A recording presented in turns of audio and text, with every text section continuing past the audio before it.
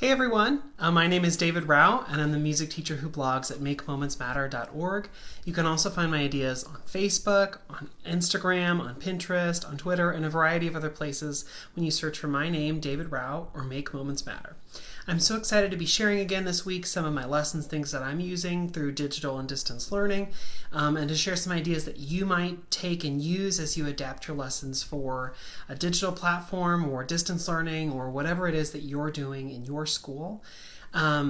So this last week, let me go over a couple quick things. If you've never watched this video, if I talk about links or if I talk about something on the links page, that's because I have a page on my website dedicated to all the stuff that I talk about in this video. So if you click the very bottom of the caption on Facebook, or if you click my link in profile on Instagram, you can see all those things that I'm talking about. There are links to all those things, so you don't have to go searching for them. Also, there's a Facebook group called Every Moment Matters Music Education Community, and on that Facebook page or on that Facebook group, you can see a lot of the resources and things that I posted throughout the week. Get a lot of ideas and stuff there, and I hope that that's helpful to you. And that's Every Moment Matters Music Education Community. I just reference those sometimes in the video, so I wanted to talk about that and get that out of the way before I get started sharing. This last week, about a week ago, I started doing Zoom calls 2 a day, and I called it Coffee and Conversation. And it was just a way for music teachers to come together and talk about what's working and what's not working and things that are happening. And it was really interesting. It was so much fun to meet so many of you through those Zoom conversations and to talk and to just chat about what's working and what's not working and why things are difficult for different people and how all of us are sort of getting through this time, because we're all thrown into this. There are very few people who are planning on doing digital learning, and so this is very new for a lot of us. And I took a lot of notes and I got a lot of great insights along the way. And the one thing that I want to just stress to everyone is that there is no right way to do what you are doing right now.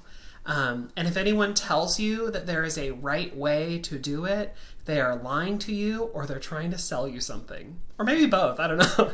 I just say that because we are all in different situations, and it's so interesting to hear people's stories from around this country, from around Canada. Some people tuned in, people talked from all over. And so what I've learned is that everyone is doing something different. Sometimes even in the same district, different buildings are doing things differently.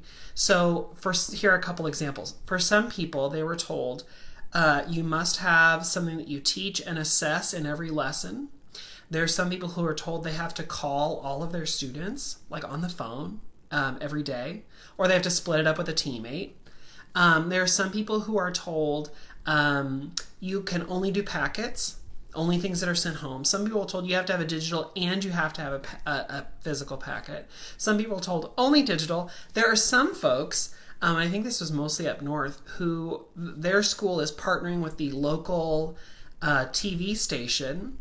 They don't know what's going to be run on there, but the learning is supposed to be run through the television, through local news or local access. There are some folks who they're supposed to compile things and it's going to be printed by their local newspaper and delivered door to door.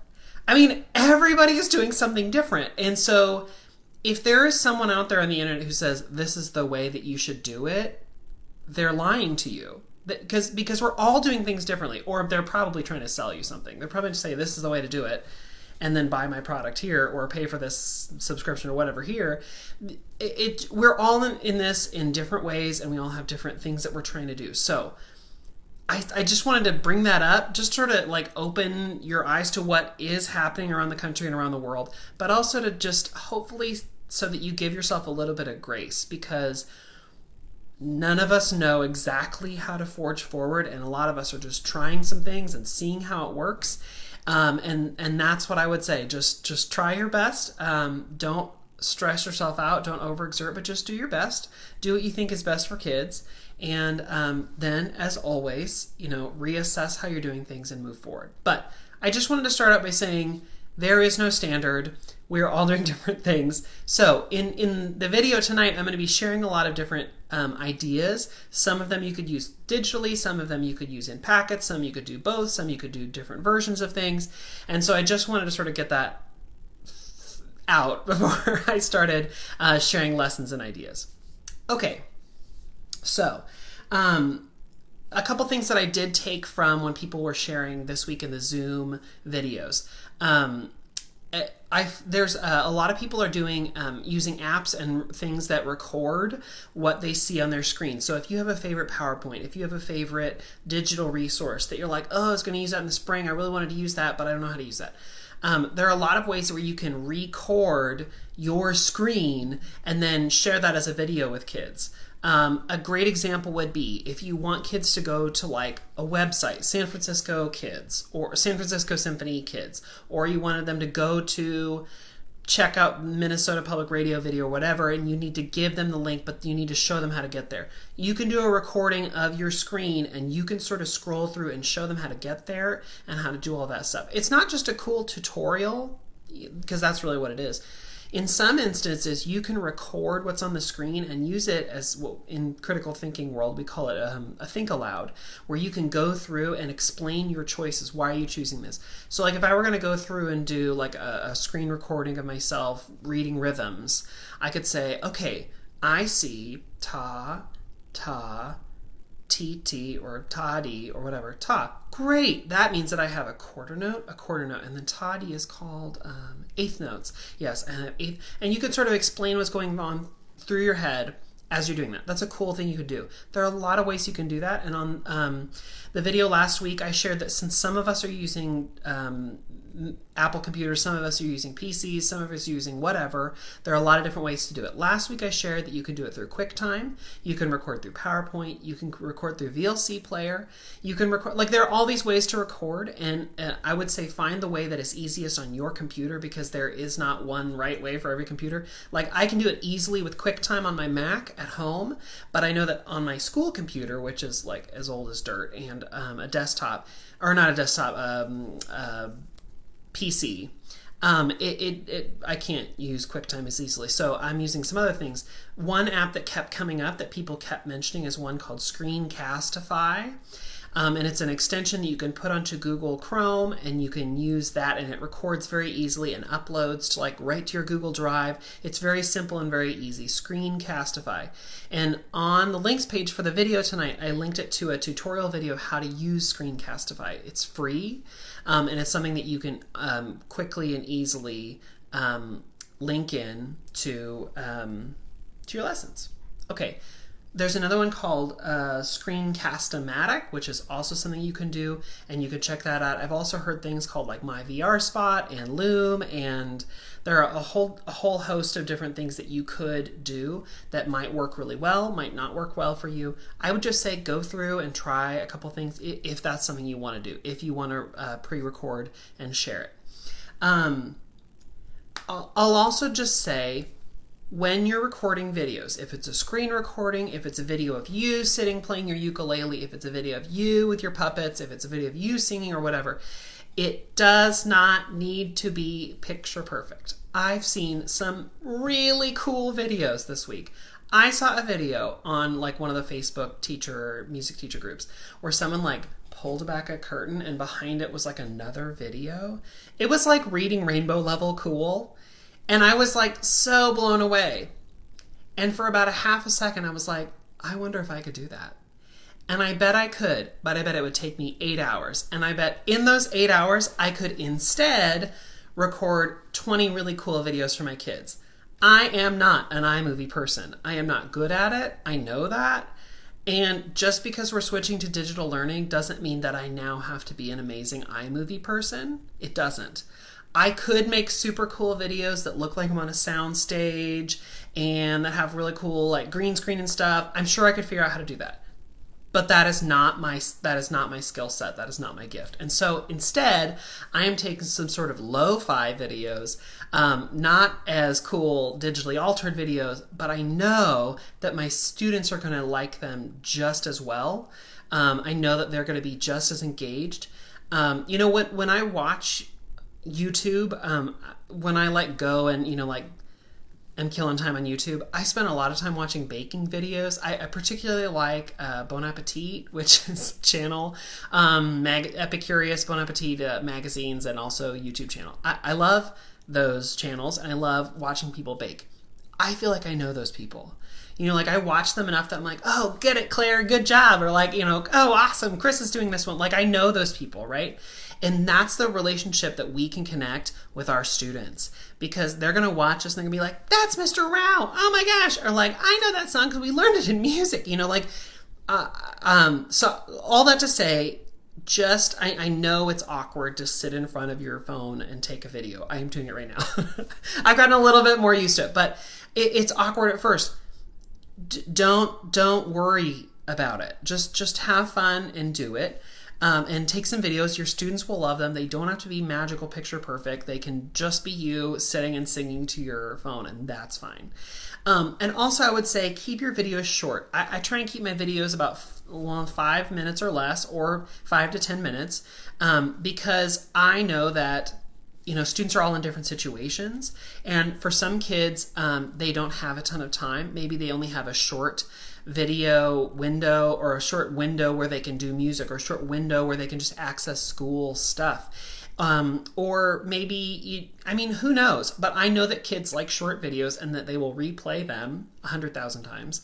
So I make short videos and I try and keep them shorter, just so that, I can also embed them. If I have a longer thing I want to teach, I can do 3 short videos.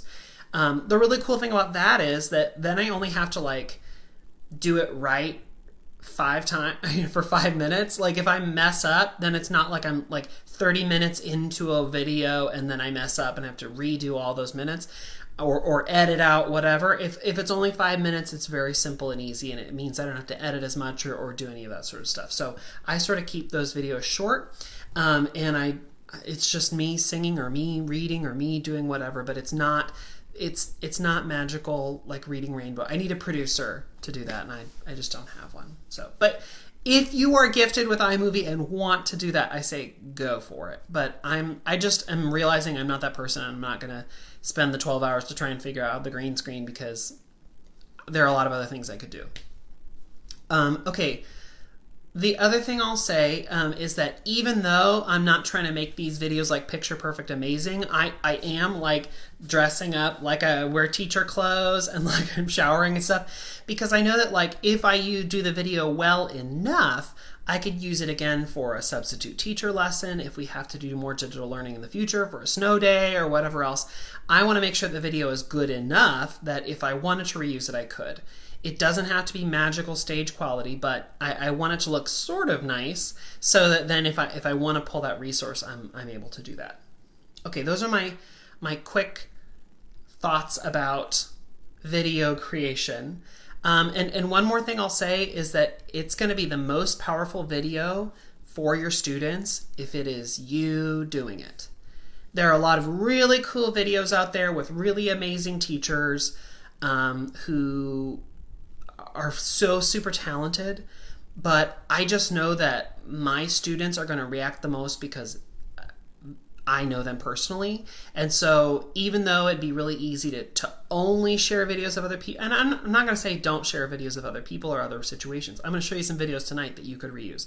I'm just saying that take that leap of faith and do it yourself, because kids will love to see you, and they will love to take part in making music with you. And then when you see them again, you will have that amazing connection.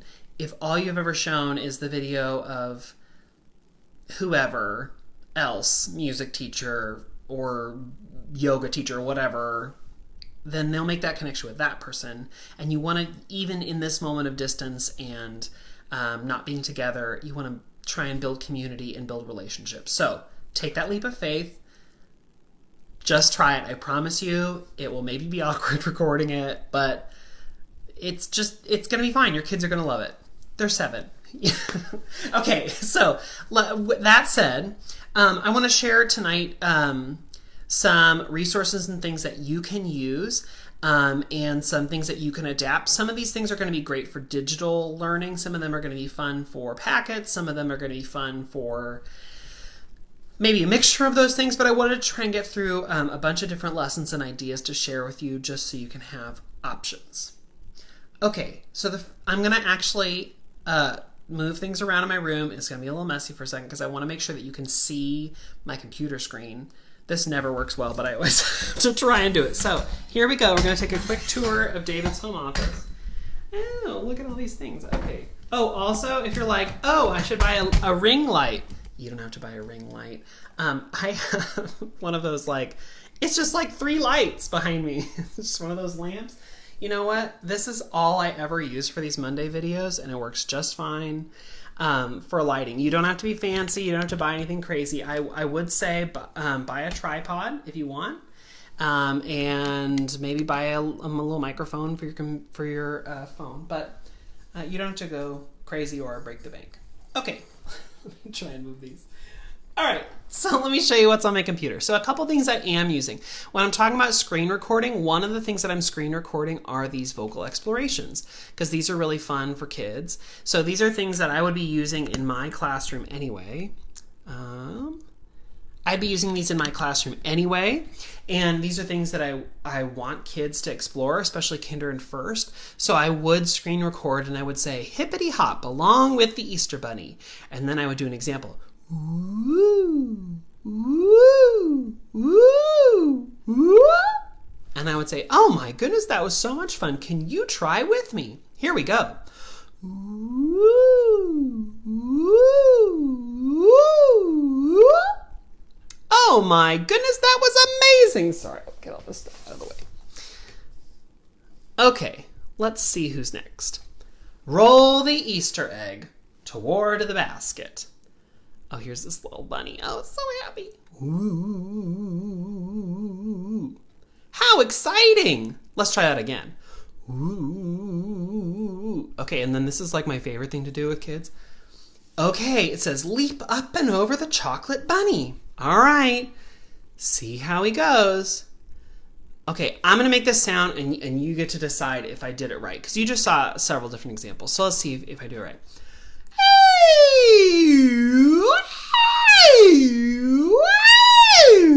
Did that match? What do you think? No, not even, right? Like, not. So I love to do that with kids in person to just like see their faces. But I know that if they're following along with me at home, they'll have that same thing. So like, oh, sorry, no, I don't think I did that right. Oh, let me try again. Boo! Did that match? No, you don't think so. Okay, let's look at the path again. Here it goes. I don't know if you can see my cursor or not. On my screencast thing, you hopefully be able to. Okay, let me try it again. Let me really follow the curve here.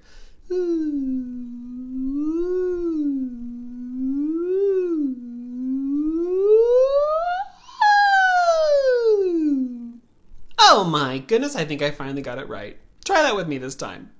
And then we do it again, right? So then this is just a fun way to go through and do a little bit of vocal exploration. And I'll show you another vocal exploration thing in just a little bit. But this is just a fun one. This is Easter themed because it's almost Easter, right? So I can use this for the next week, 2 weeks, 3 weeks. Kids are still probably going to be thinking about Easter for a little bit.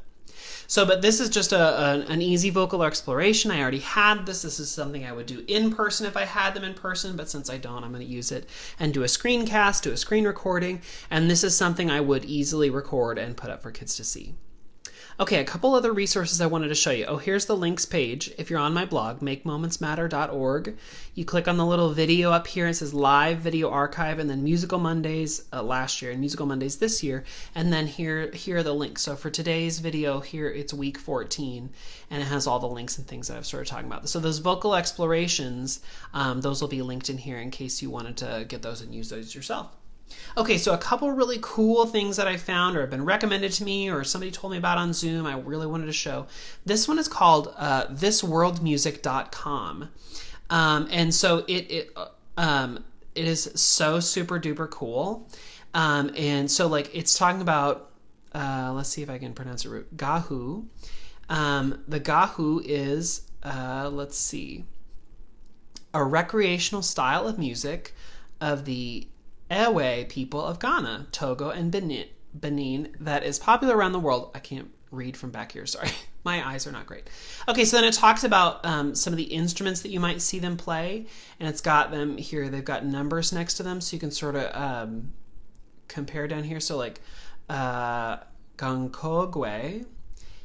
Oh, that's how you pronounce it. I have never pronounced it that way. I'm so I'm so glad I'm reading this. It talks about all the different drums and things that they play, and then it says, you know, there are response drums, they have rhythmic cues, different things like that. It talks a little bit about the form of how they play.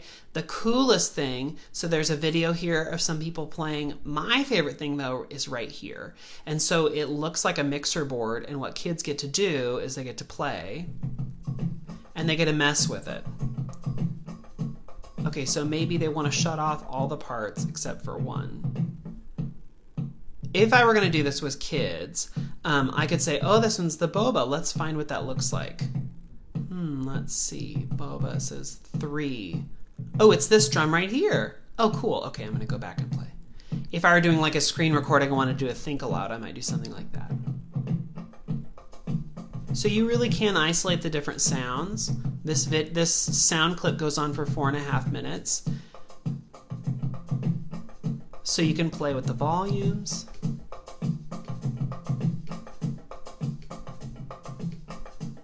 So it's sort of cool. It's a really fun thing. So then it does that specific form, but guess what? Gahu is just one of them. There are 7 different types. So let's go to another one.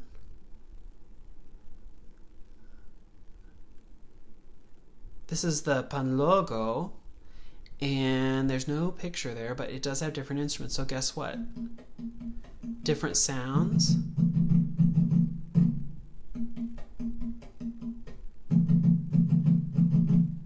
So this is very different from before. Take out some of the other instruments.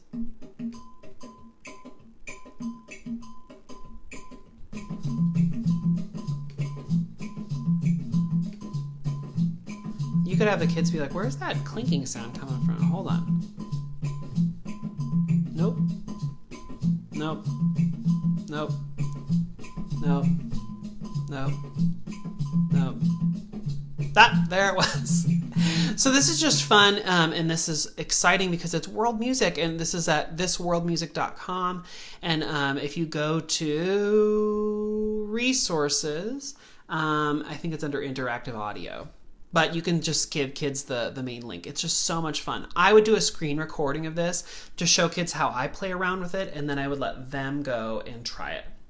And let them see what they can do. But again, I would give them a screen recording of me doing it just so they can see that as an example and sort of know, you know, like what they can do with it. Okay, so while we're on the topic of cool sounds that you can make, this one is at elementarygroovetracks.com, and this was a video that popped up in my Facebook, one of my Facebook groups today. It's about found sounds, and so, oh, right, sorry, I pulled it up on YouTube. So here's the video, and it's a great lesson. It's a lesson you could just give right away to kids. It's real instruments versus found sounds. So the first part is just, he's recorded himself multiple times. Right, and overlaid himself.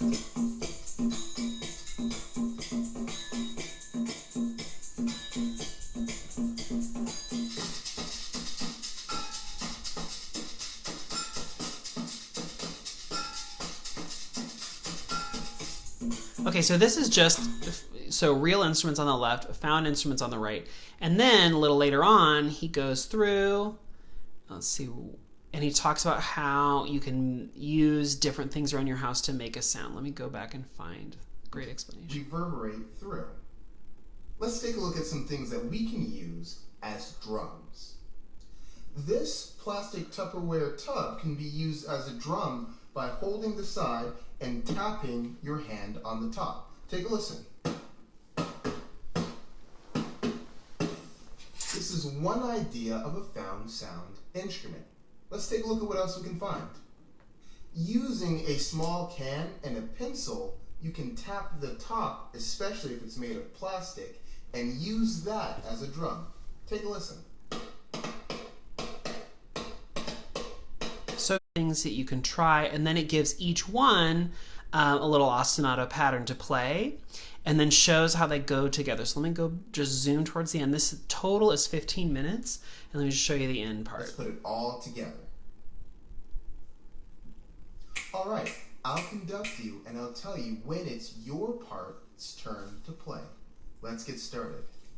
And triangle part, ready, go. Rain, rain, go away. Rain, rain. So he's using a metal water bottle there for the triangle. Shake your part, ready, go.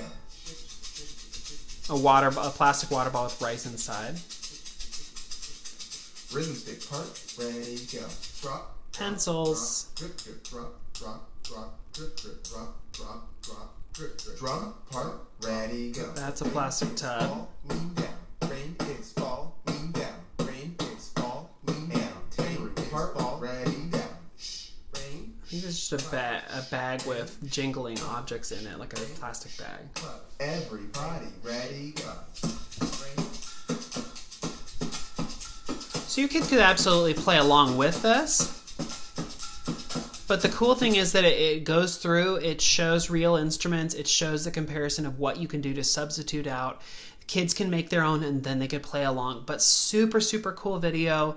And 15 minutes, easy. This is something I'm planning on using now, but also saving and bringing back next year to use in class for another lesson about what are non-typical things that we can use for instruments. Okay, another sort of along those lines, this is from Music Rhapsody. And this is, it's called Kitchen Music with Music Rhapsody 1. This is 1, Time for Music. So they go through, they have all these different things, some instruments, some not real instruments, and they...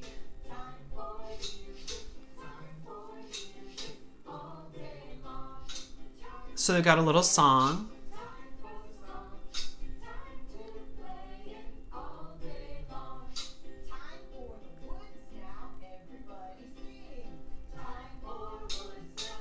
So the woods are playing. So it's also differentiating woods, metal, scrapers, shakers. If you look here, this is a cookie cooling rack with a whisk. You've got a couple wooden spoons. You got a real ukulele. Okay, and then a plastic like applesauce jar with things inside. So this is really fun too because kids will see other stuff. They might see her playing recorder.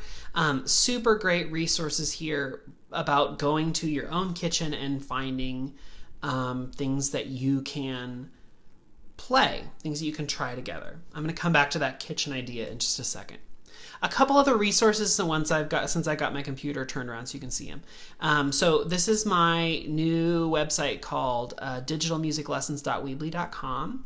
And that's on the links page if you didn't hear it that fast. But it's got different things for different grade levels. So I've pulled up a couple lessons I wanted to share, but it's got kindergarten, 1st, 2nd, 3rd, 4th, and 5th, and extra resources. And then on each page, let me just show you one of the pages. So here's kindergarten. And it's got, here's the sort of header, the idea of the lesson. It's got the lesson. This is just a little blurb for you, the teacher, this top part to show you sort of like what I'm doing and why I would do that. Then I have what I share with kids. These are the actual literal words and things that I would put in the assignment for kids.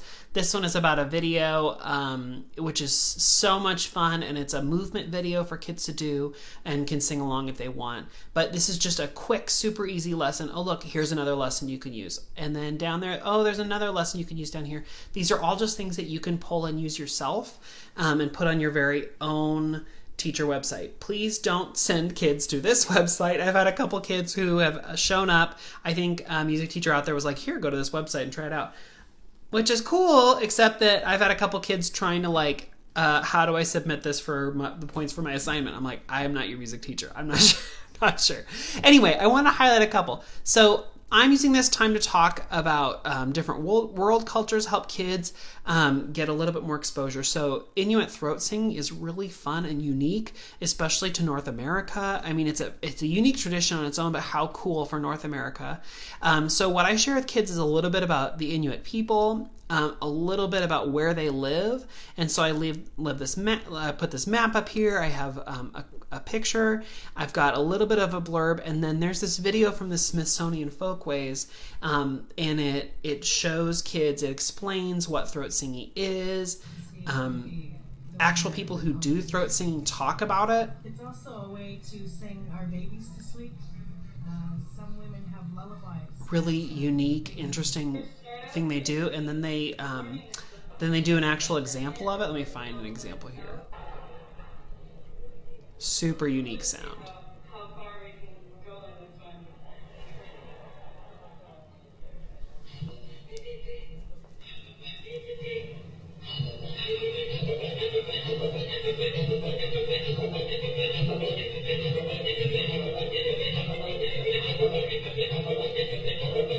So you have to sort of prep kids for what that's going to sound like and why they're doing it.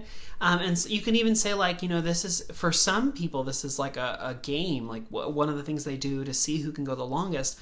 So it's fun. It's in close face-to-face. It's, it's just a cappella. There's so many things you can pull from it, but it's a super cool experience you can show to kids. Another thing I wanted to show kids that I would never be able to have happen in our class, talking about two different specific instruments. So the banjo and the zheng or the guzheng. I'm not sure if I'm pronouncing that right. Two very specific instruments often associated with folk music in different parts of the world. The banjo in North America a lot of times is part of folk music traditions. The guzheng is also in China. It's sort of like the Chinese zither. It's very specific. Well, guess what?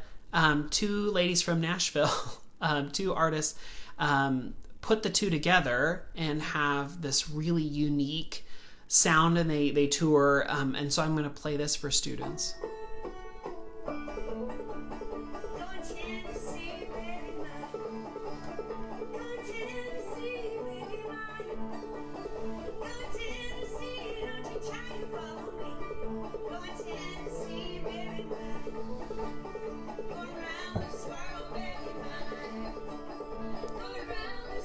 Okay, so super cool. You can't really hear a difference in the two instruments. Well, I hear a lot of banjo, I'll be honest. So what's cool is there's a part, let's see, where they both do a little bit of a solo.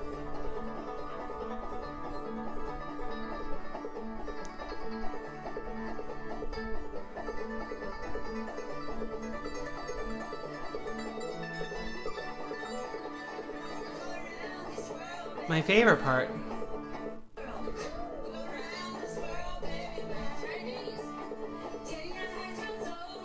They switched to Chinese.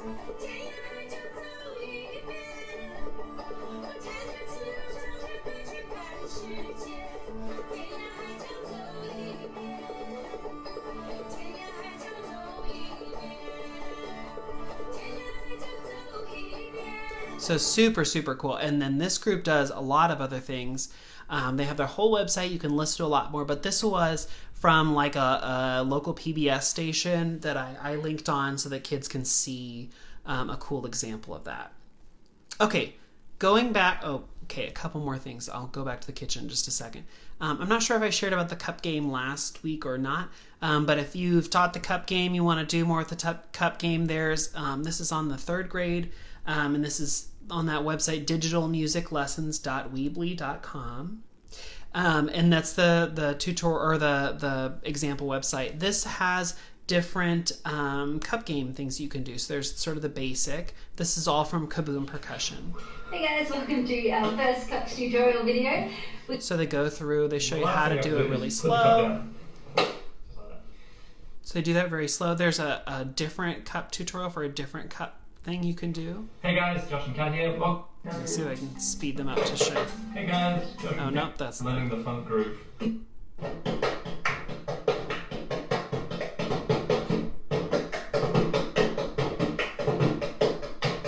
Okay, so super cool, and then they put the two together.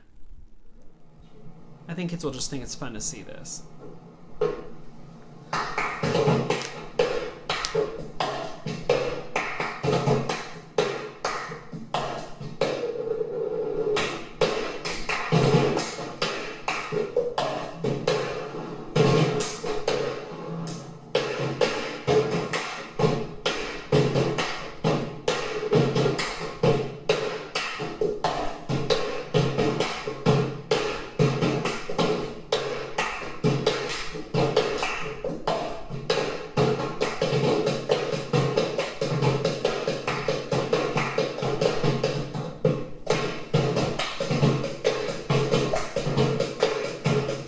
So like so super cool, and you can, so there's the traditional, there's sort of the groove funk version, and then there's them putting it together. But if you've already taught the cup game, this is so easy to layer in it, and at least it intrigues kids, it gets them excited about it. Okay, so also on here I've shared a little bit about this book I use called Drum City. Here's a read aloud version I found online of someone reading Drum City. But the cool thing about Drum City is that it's about kids playing drums, but they're not really playing drums, they're really playing pots and pans and things, garbage cans, things they find around their house. So along with this lesson, the Dallas Symphony Orchestra Kids has a whole cool website about how you can build your own xylophone, build your own maracas, build your own whatever. And along with that, I wanted to share where I'm giving kids the assignment to go to their kitchen, go around the house, and to do a couple different things. So one of the things, let me see if I can sort of just tilt this. Tilt that. There we go. Okay. Okay, so one of the things I'm doing is I'm sending kids around the house and I'm having them look for different things. So there's obviously the lessons I've already shared about playing, playing homemade instruments, right? That's something super cool you can do. Another thing that I saw that I was super inspired by was people saying, having their kids do musical notation with non-traditional things. So in my classroom, we use a lot of popsicle sticks. So another thing that they could use are pens or pencils. Okay, so I would say, like I could either do a video where it's me saying, okay, now first make a ta. Okay, good. Now make TT or toddy or whatever you say at your school. Okay. Okay, let's make a pattern. Let's see, what can we make? Ta, ta, ta, dee, ta. Or ta, dee, ta, dee, ta, ta, or whatever. You could even give them a list of 5 different things if you wanted this to be an at-home only assignment. Give them a worksheet with like 5 different rhythms that they have to create, and then have them do that. So let's see, I'll see if I can do this here. Let's say ta, ta, dee, ta, with pens. I got them all. Great, so this is a little hard for me to show you with just the camera, right? Because it's sort of have to pan way back. So you could do it with pens. What else could you do? Well, one of my favorites, and I saw this on Facebook, was to do it with silverware. Okay, so take your silverware and make eighth notes.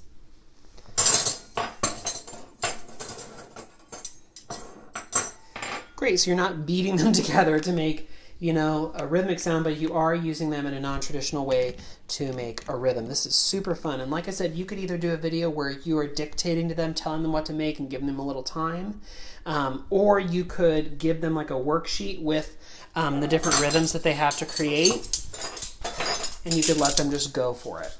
You could use, you could use silverware, you could use pens and pencils, you could use crayons, you could tell them to find something else that they could use, whatever you want them to do.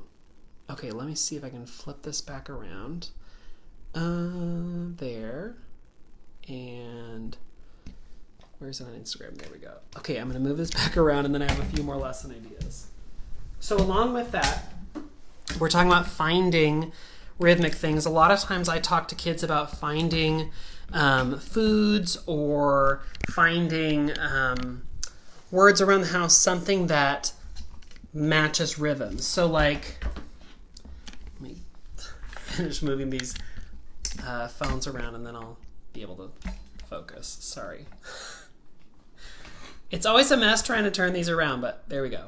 Okay, so you could give kids the assignment of going and looking for words around their house that are rhythmic. And then what I'm going to do is I'm giving kids this worksheet, and this is free on the links page if you want this worksheet. But it's just a worksheet. It says rhythm sort worksheet, and then on each one it has a rhythm. So ta, ta, or ta, ta-dee, or ta-dee, ta-dee, whatever. And so when the kids are going around their house, they can go and they can say, ooh, we're going to do the food version. All right, let's see. Let me open up my refrigerator. Milk. Okay, milk. That's a ta word. So then they would take that and they'd put it in, right there, on the ta rest. Okay, perfect. Let's see. What else do I see in my refrigerator? Jelly. Okay, perfect. Ta, ta. And their assignment could be then to go and find or find something in their fridge for each one of those categories. Maybe you don't want them to do the fridge. Maybe you say your garden or your yard or something you see on a walk. Okay, what did I see on a walk? Fire hydrant. Fire hydrant. Well, then they have to figure out how to spell that. Okay, so they could, this is a fun thing that they can do. They can catalog the sounds that they hear. That's on the it's on the links page if you want it. It's a free download. It's not on my Teachers Pay Teachers store, but it's there for you if you want for free. So that's something they can just use to catalog sounds and to find all around that they're inspired by, right? Okay. Also, this is something I've been working on for like a long time. I just never gotten around to doing. But I always like using coloring pages for my substitute teacher lessons, and I thought this is something I could easily send home for kids who only have packets or who are, they just need something else or something extra. And so these are coloring pages, but they're not just coloring pages because it has a little explanation on there too.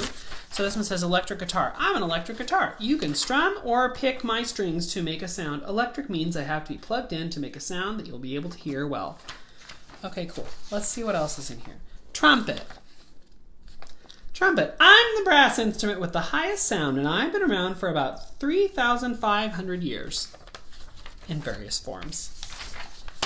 Classroom instruments. Xylophone. I'm special because I'm played with mallets and I have wooden bars. So it's not just coloring in, but it's coloring in and has a quick statement explanation of the instrument. It's something that I'm going to be putting in my subtub for next year, but for now, it's something that I can send home for those kids who only have access to things at home.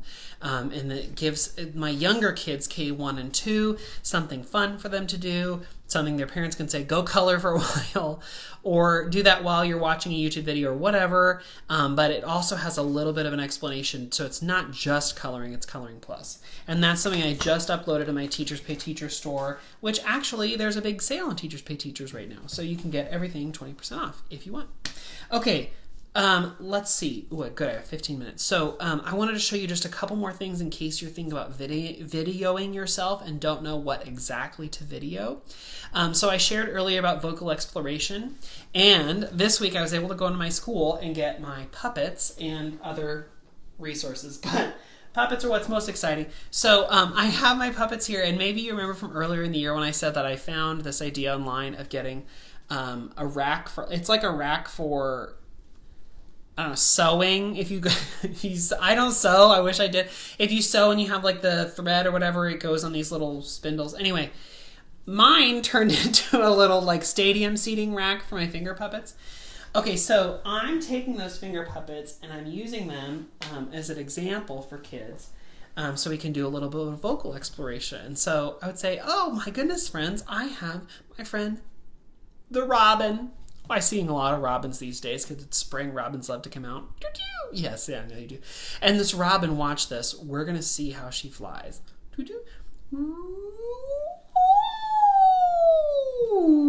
Oh my goodness, can you do that with your voice while the robin does that? Okay, so if you don't have a robin finger puppet at home, you could absolutely get some clip art online and print it out, or you can get a teddy bear, you can get whatever. I mean, you could even draw a robin, or you can just pretend. Here goes the robin. It does not have to be perfect. Kids don't care. They will imagine the robin there. Okay, but if you do have a robin, cool. Okay. Oh my, the mighty eagle. Woo! And guess what? The eagle loves to soar. Watch this.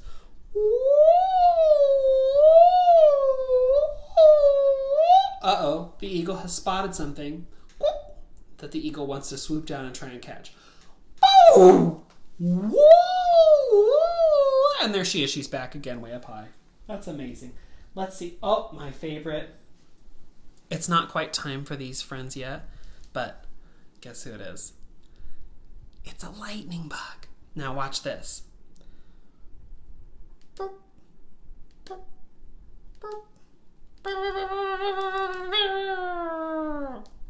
So this is a super cool puppet. Its butt lights up, the little lightning bug. So this is a fun way that you can do sounds that are sort of like, feels like dotted, you know, like a dotted line going through the air, right? You could, if you change the way that the lightning bug blinks, you can change the way they sing. That's such a fun little thing you can do. But I mean, I have the puppets. If you don't have the puppets, there's so many other things you can do, or just imagine, and kids will go with you because they're kids and they like exploring things like that and having fun sounds. Okay, let's see. What else can you do? Camp songs, silly songs, songs you're already doing in your classroom, songs that you've already done this year. I know there are some folks that I heard from this year or this last week who said their administrator says no new songs or no new content. You can't teach new content. Well, okay, so if I were following that strictly, I might say any of the songs I've already taught this year I can bring back and use again. Or I could say anything that if we're in second grade, anything in second grade or anything from first grade or from kindergarten, I can bring back. I'd use with my second graders. I'm going to count that. And so any of those songs, that means if I'm recording a song for kindergarten, I can use it for kindergarten. I can use it for first grade. I can use it for second grade. I can use it as much as I want because it's not really new to them. But let's be honest. A kid, if you record them a video for a song they don't know, they will replay that video 75 times until it's a video that they have memorized and a song they have memorized. So I would say if it's a song or something you're going to do not feel held back by that dictate from your administration that says you can't teach anything new, because they're probably not going to be checking in on you anyway that closely. And guess what? If it's something that it's a song you're teaching, they will do it over and over and over, and they'll learn it. And the kids who don't get a chance to see that video, they'll be able to catch up. But I would say try different whatever song you want to do and go for it. I see some people asking, where did you get the lightning bug? Well, obviously, it's Folkmanis, which is my favorite puppet company. And you can find it, I'm sure, on Amazon. I think I bought this from a West Music booth at a state convention, so check West Music's website. But it's super duper fun. Okay. So if you want to read books to students, one of the things I've been doing, and I want to show you a little cheat. So I've got this tripod. I think I showed this maybe last week. This tripod, and it, mine actually, I think it came with, no, I don't know that it did come with this. I think you can get the attachment for your phone, so your phone would stick right in. So you can just click that in, bam. And so you can record yourself doing a video. But what I do for books, and I'll just show you, is like I'll take the book, I'll lay it on my desk, okay, and then I'll do the tripod, I'll extend it up, well, as high as it'll go. I think the legs actually go a little higher on this. But then what I'm going to do is I'm going to tilt it and turn it so it's looking straight down at the desk. And then if I have it just right, I can then flip this and read through it, and kids will see it like going straight down onto the book, and it'll be very easy for them to see the pictures. Instead of me sitting over here holding it, it's like a straight down shot, so they can see it a lot better, and you can just flip the pages, and then you don't have to worry about like, am I turned to the book or I'm turned to the camera so they can hear my voice. I can just stand right here, my voice goes right into the camera, looking straight down, and I can turn really easily. That's my trick with the tripod, so that then I'm not like, I mean, you can hold the book here and read and whatever, but I think it's a little bit easier if you just take the tripod, tilt it. Sometimes I'll even just like the whole thing, I'll just lean it so that I can get a better angle, depending on if the book is really big or not. But this tripod, I think, was maybe $13. And last week I shared all those, like the little mini microphone you can get to plug in, and the tripod, and the whatever else you want to help make your videos a little bit higher quality. But this tripod is really nice and handy for when I'm reading books. Okay, I have a couple more sort of silly examples. And again, I got my puppets back this week, so I have a couple puppet examples. One of my favorites is this sassy cat, right? I've got my big fluffy cat, and then I've also got this sassy tabby cat. And this is Tabby. Yeah, her name is Tabby. And Tabby, do you remember earlier this year we learned that song about Fluffy the cat? Yeah, she got in trouble. What'd she do? She ate your sandwich. Yeah, she ate my sandwich. And do you remember how the song goes? Tabby, do you remember what the song sounds like? Yeah, it goes like this. Naughty kitty cat, meow. You are very fat, meow. You have butter on your whiskers, naughty kitty cat, meow. It's a great song. Well, it's only a great song because you didn't get in trouble. Fluffy does not like that song because she got in trouble. Yeah, but it's not me. I would never eat your sandwich. Oh, that's so nice to hear. I'd eat your mac and cheese, but I would not eat your sandwich. Hey. Okay, this is the sort of banter I would have with my puppet, with my students, because they know that I'm silly. Be silly. It's okay. Your kids are gonna... That's you. Be you on the video. Don't be like, and now I am prim and proper teacher, when they know you're a goofball at school. Just like be you. Okay. So what I could do though with the song, if I want it to be more than just a song, is I could add something like this. Tabby, now I have a special way to sing the song. Listen to this. Naughty kitty cat, you are very fat. You have butter on your whiskers, naughty kitty cat. Yeah, that was so quiet. It was very, very quiet. Yeah, it was quiet. Mm-hmm. Yeah, I would call that quiet. Yeah, well, you could call that quiet. That's a way you can describe it. But actually, there's a special music word for it. And the music word that we use to say quiet or to say not very loud is piano. Isn't that a cool word? Piano. It is a fun word. I like it. Piano! Piano! No, okay, but if you're going to be quiet, you need to say it quiet. Piano. Piano. Piano. Yeah, it's very quiet. That's a fun word. What's, now, what, piano. Piano. You're a very good speller. And you know, sometimes we actually will abbreviate it. We won't say the whole word.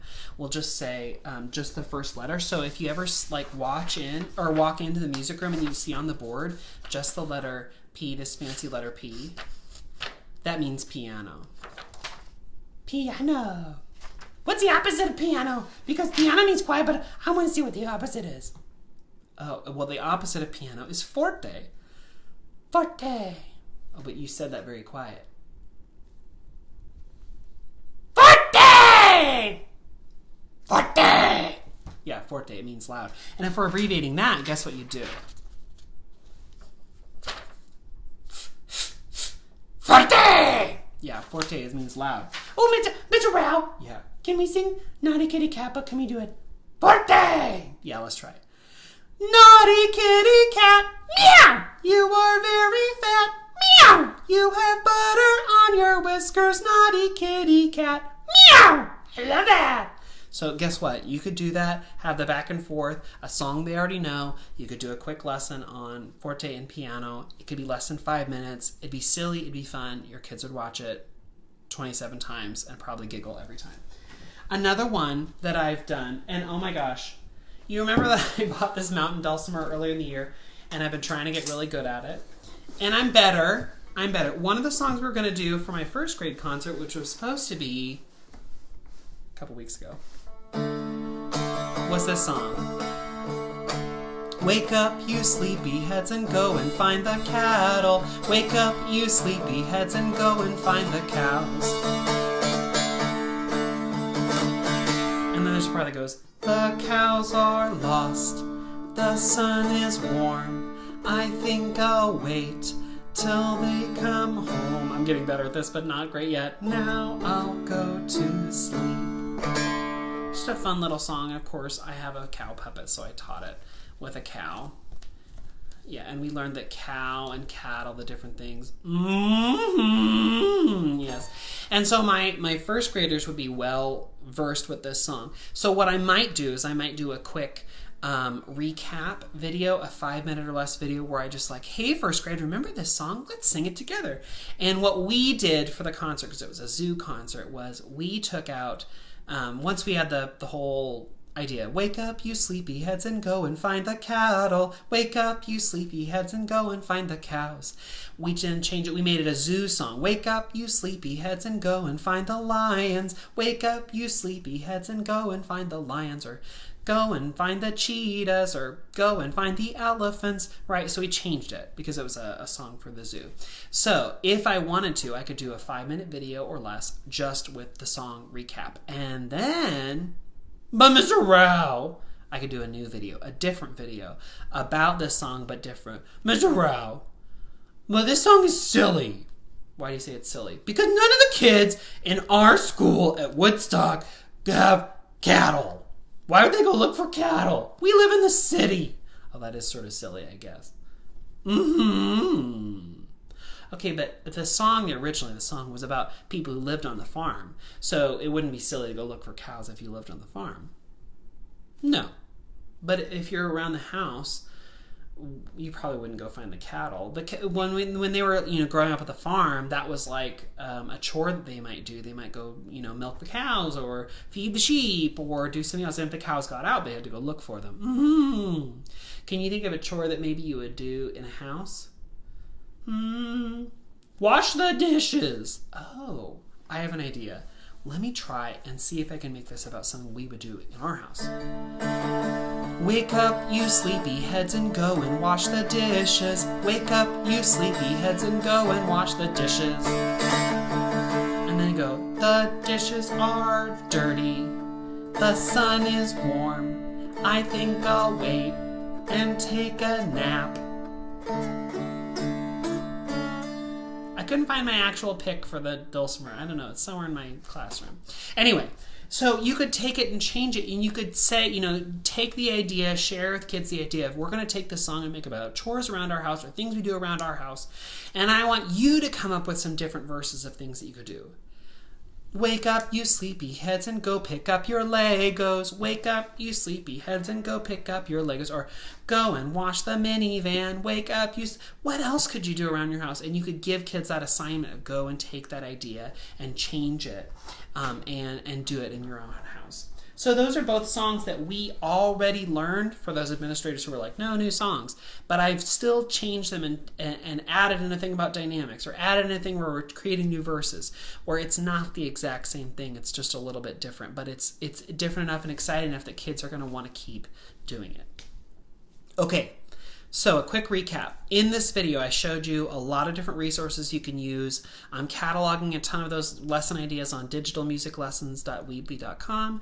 I shared a lot of different things that you can do where you're inspiring kids to work around their house, you're getting them to sing, you're getting them to try different things, but I'm going to go back and just reiterate the very best thing for you to do if you're doing videos for your kids is plant yourself in front of your camera and record yourself. Because the kids want to make a connection with you. They want to see you singing and they want to know that you are still there and excited to be their music teacher. So even though there are such cool videos all around the internet and great examples all around and all different things you could use, make sure you're including yourself in the mix because that's going to help kids make the best connection and make a relationship with you. It doesn't have to be perfect. It doesn't have to be photoshopped. It doesn't have to have amazing green screen or, virtual reality or whatever. It just needs to be you sitting there and singing. For me, it's going to be me doing silly things with my puppets because they're used to seeing that in my own classroom, but it can be whatever you want. You can grab a teddy bear and just, that could be your, the perfect example. I'm trying to incorporate Wilkie the Wildcat in every video because we're the Wildcats, so how perfect is that to include it? But just get yourself in front of the camera and have fun.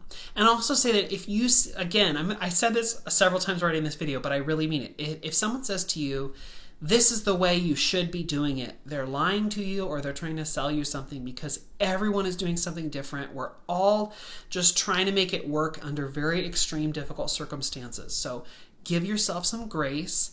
Give yourself some time. If you want to be that amazing Photoshop editor, give yourself time to learn to do that. You don't have to do that by tomorrow morning at 8 a.m. You can just do the lo-fi thing and that's fine. Oh, and one more personal goal. I'm taking this time to weed through my picture books and weed through my resources and go through the things that I know I have. Now that I have time, I'm going through some of those things and trying to decide what am I going to use, what am I not going to use.